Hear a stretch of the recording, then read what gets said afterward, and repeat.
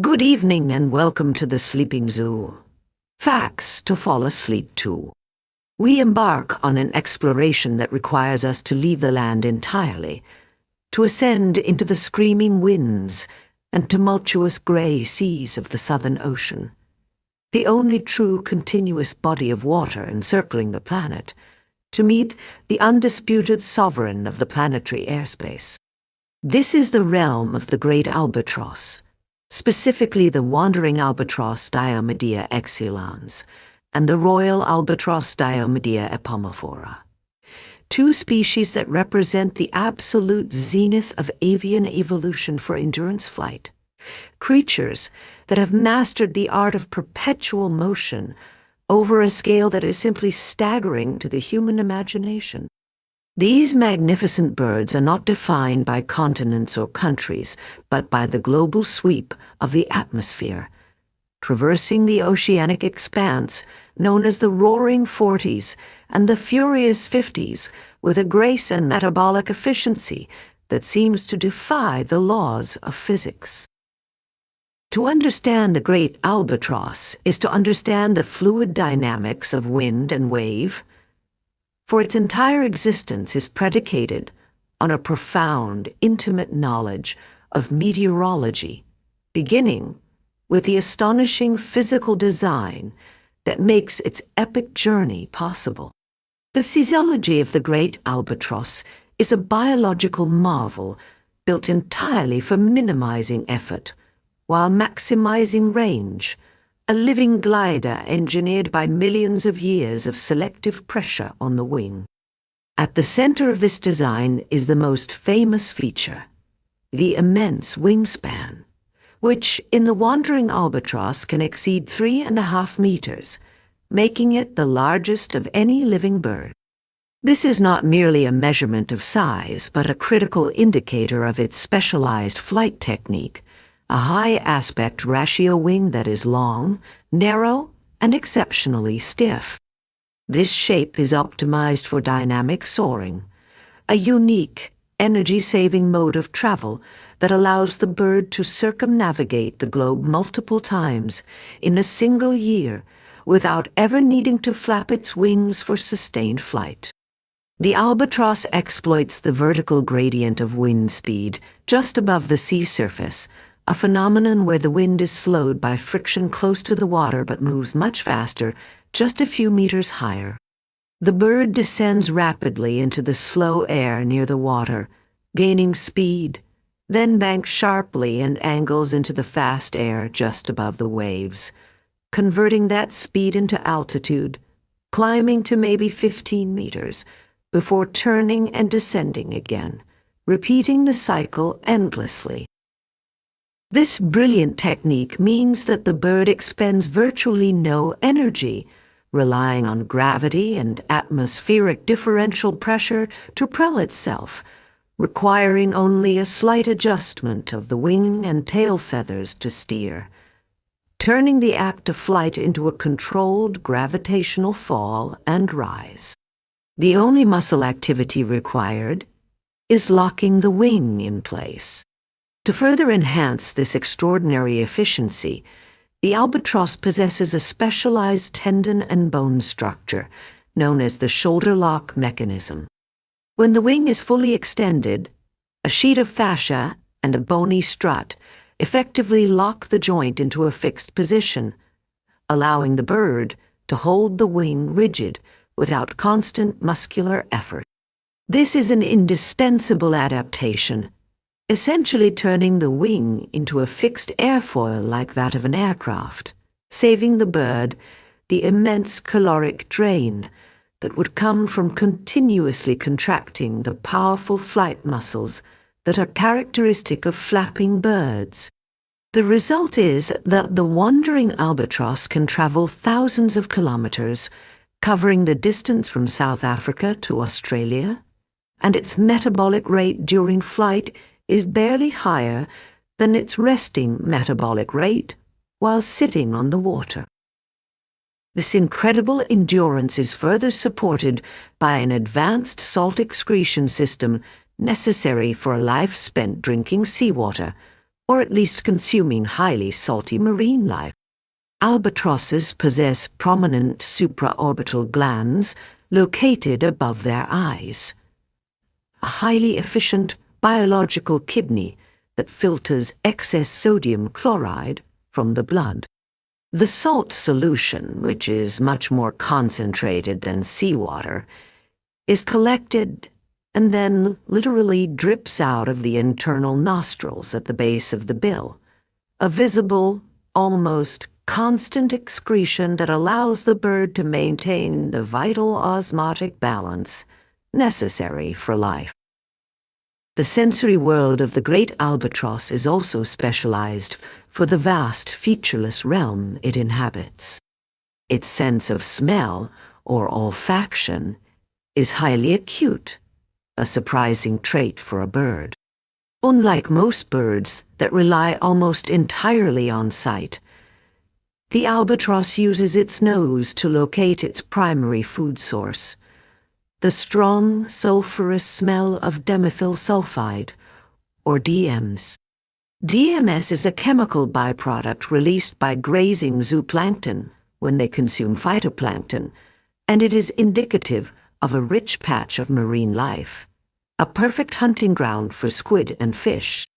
The albatross can detect these plumes of scent from many kilometers away, flying upwind and downwind, utilizing a chemical map of the sea to pinpoint prey. This olfactory mastery is facilitated by the tube-nosed appearance of its bill. All members of the order Procellariiformes, the seabirds, are known as tuberoses, possessing prominent, horny tubes on their upper mandibles. These tubes serve both to protect the delicate olfactory sensory organs from the wind and to aid in the excretion of the salt solution. The bill itself is massive, tipped with a hard, sharp hook, perfectly designed for seizing slippery squid and tearing at the flesh of floating carrion or discarded fish waste. We turn now to the harsh, challenging environment that forged this magnificent creature, exploring its habitat and ecology. The great albatross inhabits the circumpolar current, a vast, relentless, deep-water ocean that encircles the Antarctic continent. This region, the windiest and most turbulent on Earth, is essentially a perpetual global highway for the albatross, a 360-degree tract of ocean characterized by strong currents, intense storms, and high winds, exactly the conditions the albatross requires for its dynamic soaring. They spend approximately 85 to 90% of their lives airborne, only touching down to feed, rest on the water's surface, or, most importantly, to breed. Their ecological niche is that of the supreme pelagic scavenger and opportunistic predator. Their diet consists primarily of cephalopods, mainly large squid, followed by fish, and a significant portion of floating carrion or gelatinous marine life. The albatross is a master of surface scavenging, exploiting the rich, cold waters that well up from the deep. They possess the ability to dive shallowly, plunging down to maybe 20 meters to snatch slow-moving prey, but they primarily feed during the day, capitalizing on prey that has either died, risen to the surface, or has been killed by other predators like whales or seals. This ability to travel vast distances to locate localized sporadic food resources makes them vital indicators of the health of the Southern Ocean ecosystem. They are the apex consumers of the marine mid-trophic level, their movements and breeding success reflecting the abundance and distribution of squid and fish populations across the entire hemisphere. Because they range so widely, consuming food over such an immense area They play a crucial role in the nutrient cycling of the ecosystem, distributing marine-derived nutrients across thousands of square miles of ocean surface. The behavior and life cycle of the great albatross are characterized by three defining factors: extraordinary longevity, delayed maturity, and the most intense commitment to partnership in the avian world. These are slow-living birds. They do not reach sexual maturity until they are 6 to 10 years old, a delay that is necessary to perfect the highly specialized flight skills and to locate the incredibly localized and dispersed food resources required to sustain their immense bodies.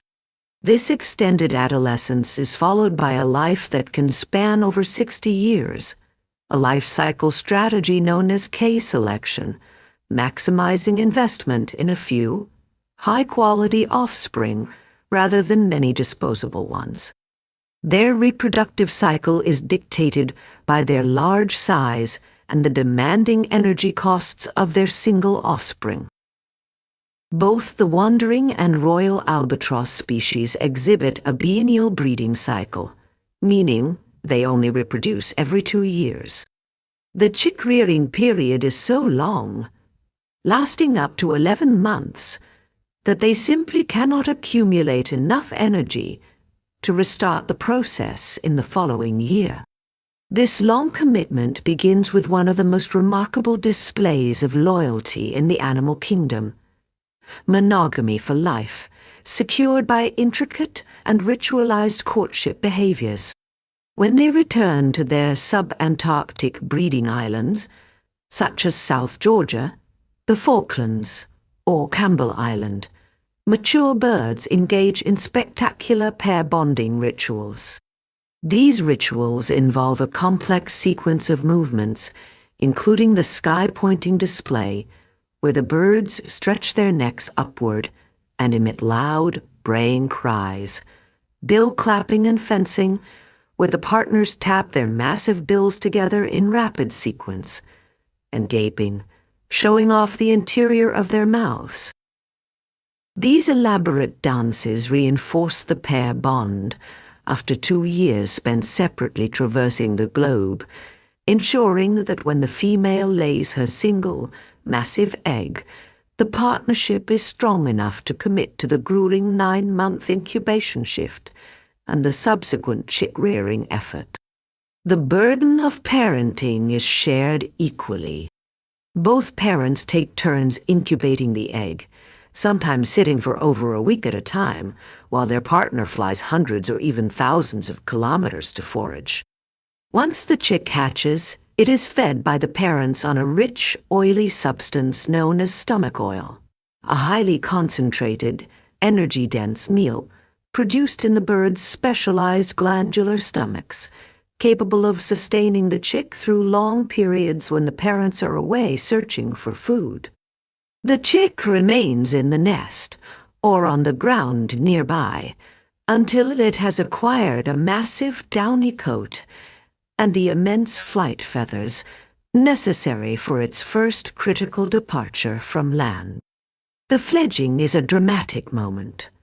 The juvenile bird, often larger and heavier than its parents, exercises its wings for weeks before finally launching itself into the fierce winds, typically never to touch land again for another 6 to 10 years, until it is ready to find a mate of its own. Unfortunately, the longevity and specialized nature of the albatross have made it tragically susceptible to human activity, dominating the discourse on its conservation status and threats. The history of its interaction with humans is marked by initial, brutal exploitation, followed by a modern, unintentional but equally devastating industrial impact. Historically, the albatross was hunted, but not on the massive scale of whales or seals. Its main vulnerability came from the fashion industry and the lure of its feathers, leading to the decimation of specific nesting colonies for the plumes and wing bones, which were highly valued. However, this historical threat pales in comparison to the primary modern threat, longline fishing. The great albatross is one of the most prominent victims of bycatch. Longline fishing involves setting thousands of baited hooks on a single line that can stretch for over 100 kilometers. The albatross, attracted by the easy meal of the bait as the line is set, dives to consume it, gets hooked, and is dragged under the water to drown. The wandering albatross alone has been listed as vulnerable on the IUCN Red List, with several of its smaller relatives categorized as critically endangered, solely due to the mortality caused by this one industrial fishing practice.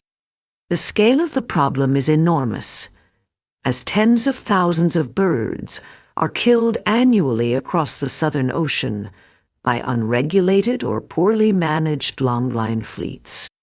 Conservation efforts are now a global imperative, largely focused on implementing simple, highly effective mitigation measures. These measures include using torii lines or bird-scaring lines, which are brightly colored streamers towed behind the vessel to scare birds away from the sinking bait. Secondly, vessels are required to use weighted hooks or hooks that are released via a chute deep underwater, ensuring the bait sinks rapidly past the depth the albatross can effectively reach.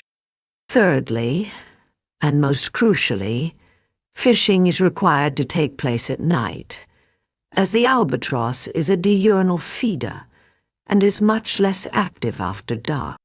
The survival of these magnificent birds is not dependent on solving a complex ecological mystery, but on the simple industrial compliance of the global fishing industry, a persistent, frustrating clash between a slow, reproducing ancient species and the rapid industrial pace of human resource extraction. The profound emotional impact of the albatross's life and death has ensured its deep, enduring presence in folklore, legend, and popular culture, particularly within maritime traditions. For centuries, the appearance of the great albatross was met with a mixture of reverence, superstition, and fear by sailors who spent weeks or months out of sight of land. The bird, often seen gliding silently for days alongside the vessel, far from its nesting grounds, became known as the soul of the sailor, believed to embody the spirit of a lost shipmate. This belief was rooted in the albatross's immense wingspan and its almost ethereal presence, gliding without apparent effort, seeming to watch the ship with an indifferent, knowing gaze. It was considered a harbinger, a living totem whose presence brought both good luck and a terrible responsibility. This deeply ingrained superstition was immortalized in one of the most powerful and enduring poems in the English language, Samuel Taylor Coleridge's The Rime of the Ancient Mariner, published in 1798. The poem cemented the albatross's symbolic status as a sacred object and a moral indicator. In the narrative, a sailor, the ancient mariner, kills the innocent albatross for no reason, shooting it down with his crossbow. This wanton act is immediately followed by a curse that plunges the ship and crew into a nightmare of drought, stillness, and death. The dead bird is eventually hung around the mariner's neck, a hideous, festering replacement for a cross, becoming the ultimate symbol of guilt, burden, and original sin. The line, "What evil looks had I from old and young," instead of the cross the albatross about my neck was hung, is one of the most powerful condemnations of man's destructive arrogance against nature ever written. The poem, more than any biological treatise, has shaped the Western world's view of the albatross, equating its killing with a transgression against the natural and divine order, a belief that persists among sailors to this day, making them fiercely protective of the bird. The cultural impact of the albatross extends far beyond the direct moral condemnation of Coleridge's narrative, permeating the psychological and thematic structures of modern storytelling, particularly those focusing on isolation and endurance. In the extensive literary tradition of Antarctic exploration and naval trauma, the bird frequently reappears as a powerful, silent narrative device. Non-fiction accounts, such as those detailing the voyages of Sir Ernest Shackleton, often describe the albatross not as a threat, but as the only measure of scale in the vast, featureless Southern Ocean. To see the wandering albatross was to witness a creature of almost mythic perfection, a physical reminder of the sheer distance being traveled and the relentless winds that both aided and tormented the explorers. The bird becomes a benchmark against which human frailty is measured, a constant, circling presence that highlights the depth of the sailor's solitude. Furthermore, its use in contemporary metaphor and film delves into the paradoxical freedom of being constantly bound to the wind. In cinematic narratives focused on extreme journeys, particularly those involving solo circumnavigation or survival, the albatross is sometimes used to symbolize the ultimate quest or the unattainable goal. Its effortless, perpetual motion representing a state of being that the burdened human protagonists can only dream of. The bird is the living definition of the long haul, a concept that translates seamlessly into modern themes of environmental crisis and existential persistence. The visual of its massive wings against the monochromatic gray of the ocean is inherently dramatic, lending itself to artistic interpretation, where the albatross signifies untamed wildness and the deep, untouched wilderness of the planet. The great, sweeping, linear arcs of its flight have inspired musical compositions and abstract painting, capturing the dynamic energy and the geometry of the wind itself, transforming the biological act of dynamic, soaring into a transcendent artistic motif. The albatross in these forms is no longer a specific character, but a symbol of the atmospheric sublime, representing the beautiful, terrible freedom of total disconnection from land, a state that humans both crave and fear. It is a creature that reminds us that there are still parts of the world and parts of the human experience that remain immense, wild, and fundamentally untamable. The albatross, thus, occupies a unique position in the human psyche, a creature of sublime grace in the air, a symbol of endless journey and loyalty in its behavior, and a tragic victim of human efficiency in its conservation status. To observe its majestic, silent circle above the tempest-tossed waters is to feel a connection to the raw, untamed power of the Earth's weather systems. Its long, lonely life, spent gliding on air currents, generated continents away from its home, represents the ultimate form of planetary citizenship, a reminder that the world is one interconnected ocean and atmosphere. The fate of the great albatross is a measure of our capacity for reverence and restraint, a test of whether we can learn the moral lesson Coleridge penned centuries ago. That life, even the smallest or most remote, is sacred, and that the beautiful ancient mariner of the Southern Ocean should be allowed to fly, unburdened, forever. Thank you and good night.